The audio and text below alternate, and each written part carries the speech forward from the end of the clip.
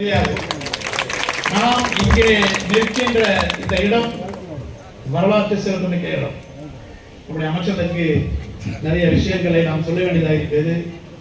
கும்மனூர் கிராமம் என்றால் செங்கல்பட்டு ஜில்லா, காஞ்சிபுரம் ஜில்லா, திருவள்ளூர் ஜில்லாவிலேயே ஒரு சின்ன கிராமம், அனைத்து ஆதிகால மக்களையும் கொண்டது. என்ன ஒரு பஞ்சாயத்துனா நீங்க நிறைய பார்த்துருப்பீங்க. ஒரு ஊர் இருக்கும், ஒரு காலனி இருக்கும், 5-6 ஊர் சேர்ந்து ஒரு பஞ்சாயத்து இருக்கும். அந்த காலம் முதல் ஆங்கிலேய ஆட்சி முடிவு பெற்ற முதல் இன்று வரையிலும் ஒரே சமுதாயத்தில் ஒற்றுமையாக வாழக்கூடிய ஒரு மாபெரும் பஞ்சாயத்து இயக்கமாக இந்த இயக்கம் நடைபெறுகிறது. அதை விட சொல்ல வேண்டும் என்றால் எல்லாம் சொன்னாங்க, இப்ப நாங்கெல்லாம் எம்எல்ஏ இருக்கோம், எல்லாம் சொன்னாங்க எம்எல்ஏ இருக்கீங்க, அந்த ஊருக்கு நிறைய நீங்க உள்ளால நிறைய பெருமை. நாங்க அது கிடையாது. ஒரு எம்எல்ஏ ஆனதால இந்த ஊருக்கு பெருமை கிடையாது. இந்த ஊரால தான் நான் எம்எல்ஏ ஆன என்பதான் அதோட பெருமை.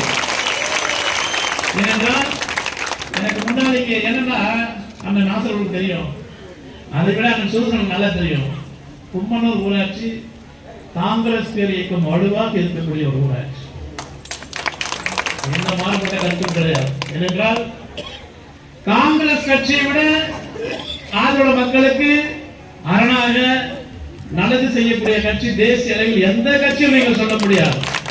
நில உச்சவரம்பு சட்டத்தை எடுத்துக்கொண்டாலும், வங்கிகள் தேசியமயமாக்கப்பட என்றாலும், அண்ணன் இந்திரா காந்தி கொண்டு வந்த சட்டத்தினால் தான் நம்ம எல்லாம் கொஞ்சமாவது நிலம் வச்சிருக்கோம். இன்று வங்கிகளில் போயிட்டு நம்ம நிற்கிறோம்னா அதான் காரணம். ஆக நிறைய சொல்லிக்கொண்டே போகலாம், அதற்கு நிலை சரியாக இருக்காது. தாழ்த்தப்பட்ட பிற்படுத்தப்பட்ட பழங்குடி மக்களுக்கு அதிகமாக செய்யக்கூடிய ஒரு மாபெரும் இயக்கமாக இந்தியாவில் இருக்கக்கூடிய ஒரு இயக்கம் தான் காங்கிரஸ் கட்சி இயக்கம். அண்ணல் அம்பேத்கர் இயக்கிய சட்டம், அம்பேத்கர் சிலைக்கு பின்னாலே நாங்கள் அமர்ந்து கொண்டு பேசுகிறோம் என்றால் அண்ணல் அம்பேத்கர் அவர்கள், ஏன்னா அவர் சம்பவம் சொல்றார், சின்ன சொல்லி கொடுத்து சொல்லிடுறேன். காந்தியடிகள்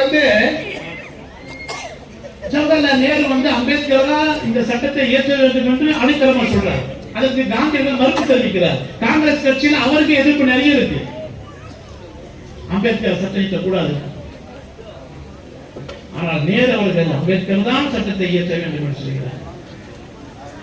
அதன் பிறகும் கூட சட்டமன்றத்திலே, நாடாளுமன்றத்திலே தாழ்த்தப்பட்டவருடைய குரல் ஒலிக்க வேண்டும், என் மக்கள் அடிமைத்தனமாக இருக்கின்ற என் மக்களுடைய குரல் ஒலிக்க வேண்டும் என்று அண்ணல் அம்பேத்கர் அவர்கள் சொன்ன போது காந்தியடிகள் மறுக்கிறார். பண்ணக்கூடாது, தலித் மக்களுக்கு இடஒதுக்கீடு கொடுக்கக்கூடாதுங்கிறார். அவ்வாறு நீங்கள் செய்தால் நான் உண்ணாவிரதம் இருந்து செத்து போவேன் என்று காந்தியடிகள் சொன்ன போது அண்ணல் அம்பேத்கர் சொன்னால், நீ செத்தாலும் பரவாயில்லை, என்னுடைய மக்களுக்கு சட்டமன்றத்திலே நாடாளுமன்றத்திலே இடஒதுக்கீடு கண்டிப்பாக கொடுப்பேன் என்று போராடி பெற்றுக் கொடுத்த அந்த இடஒதுக்கீடு தான் ஒரு சட்டமன்ற உறுப்பினராக நான் இங்கே பேசிக் கொண்டிருக்கிறேன். நம்முடைய அன்புக்குரிய அமைச்சர் மாண்புமிகு தளபதி அவர்கள் அமைச்சராக இருக்கிறார். தமிழகத்திலே நல்லாட்சி நடைபெற்றுக் கொண்டிருக்கின்ற வேளையில் தமிழகத்தில் உள்ள மூளை முடுக்கெல்லாம் எளிய மக்களுக்கு அனைத்து வசதிகளும் அனைத்து திட்டங்களும் சேர வேண்டும் என்ற உயரிய நோக்கத்தோடு கொண்டு வரப்பட்ட திராவிட மாடல் ஆட்சியில், ஏன்னா நிறைய நமக்கெல்லாம் நிறைய தெரியும், எனக்கு நான் நிறைய வாடி சொல்றேன். சின்ன ஆசை என்னன்னா, இது இன்னொன்னு இருக்கு, நானாவது கொஞ்சம் தயங்குவேன் பேசுறதுக்கு, இல்ல கொஞ்சம் யோசிப்பேன் எப்படி ஏதுன்னு. ஆனால் சட்டமன்றத்திலும் தமிழக முதலமைச்சரிடம் அன்பாக பேசி உரிமைகளை கேட்டு இன்று மாதவரம் தொகுதி முழுமைக்கும் பல ஆயிரம் கோடி திட்டங்களை கொண்டு வந்து சாதனை புரிந்திருக்கிறார் நம்முடைய எம்எல்ஏ சுந்தரம் அவர்கள். நானே அதிசயமா பார்ப்பேன். ஏன்னா இந்த பேருந்து நிலையம் பாத்தீங்கன்னா ரெட்டில்ஸ், பாளையநல்லூர் எல்லா பேருந்து நிலையம் அவர் தான் கொண்டு வந்தார். இன்னைக்கு அதிகப்படியான திருவள்ளூர் மாவட்டத்தில் சட்டமன்ற தொகுதியில நிறைய திட்டங்களை, கோடிக்கணக்கான திட்டங்களை கொண்டு வந்து சாதனை நிகழ்த்திருக்கின்ற ஒரு சிறந்த சட்டமன்ற உறுப்பினர். ஏன்னா பொன்னேரியை 2ஆவது பிரிக்க சொல்லியிருக்காரு, மாநகராட்சி நிறைய ஊராட்சி சேர்த்திருக்காரு, நகராட்சி ஆக்கியிருக்காரு. ஆக அவர் சாதாரண ஆள் கிடையாது, மிகப்பெரிய பலம் பொருந்திய ஒரு சட்டமன்ற உறுப்பினரை நீங்கள் பெற்றுள்ளீர்கள். அவர் இருக்கிறதான் நான் வாழ்த்துகிறேன், வணங்குகிறேன். என்னுடைய வாழ்த்துக்களை தெரிவித்துக் கொண்டு நம்முடைய அண்ணன் நாசர் அவர்கள் சொல்ல வேண்டியதே இல்லை, ஆற்றல் வீரர், திராவிட முன்னேற்ற கழகத்திற்கே தன்னை அர்ப்பணித்து டாக்டர் கலைஞரிடமும்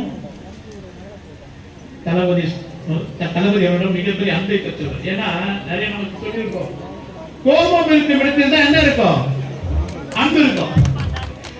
தளபதி மீது தீராத பற்று கொண்டவர் நம்முடைய அண்ணன் நாசர் அவர்கள். ஆச்சரிய தளபதினா நாசர்னா தளபதிக்கு ஒரு தனிப்பட்ட அன்பு இருக்கும். அதே நேரத்தில் அந்த அன்போடு சேர்ந்து கோபமா இருக்கும்.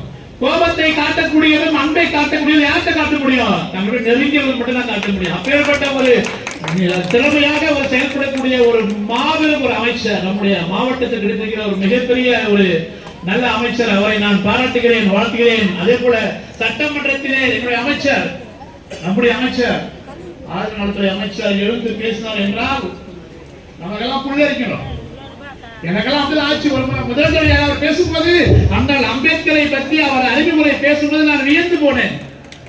நிஜமா சொல்றேன். அப்ப இவர் ஆயுத நலத்துறை அமைச்சர் இல்ல, அவர் வேறுத்துறை அமைச்சர் இருந்தாரு. அவர் பேசும்போது அப்ப கேட்டேன், என்ன அம்பேத்கரை பற்றி அமைச்சர் ரொம்ப பெருமையா பேசுறாரு, இவர் யாருன்னு கேட்டேன். அப்ப நானும் புதுசு இல்லையா சொன்னார்கள், இவர் ஒரு தாழ்த்தப்பட்டவருக்கு சேர்ந்தவர்.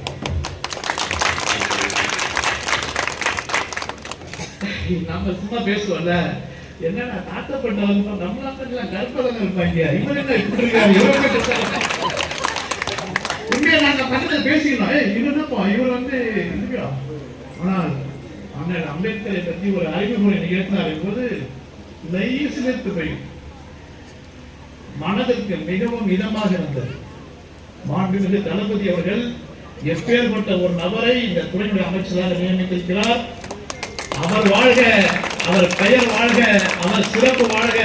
திராவிட மாடல் ஆட்சியில் கும்பனூரிலே ஒரு சமுதாய கூடம் அமைக்கப்பட்டது என்றால் அதுதான் சாதனை. இந்த ஆட்சியுடைய சாதனை என்றால் எத்தனை நீண்ட நாட்களாக மக்கள் போராடி கொண்டிருக்கின்ற, மக்கள் மனதிலே ஏற்றிக் கொண்டிருக்கின்ற ஒரு திட்டத்தை நிறைவேற்றிருக்கின்ற மாபெரும் அகில இந்தியாவிலே ஒரு நம்பர் 1 முதல்வராக இருக்கக்கூடிய நம்முடைய முதல்வருடைய ஆட்சியில் அதுதான் சாத்தியம்.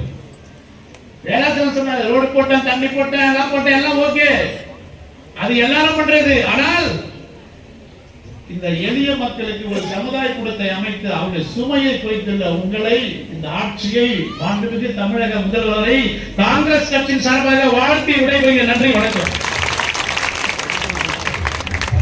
நன்றி ஐயா.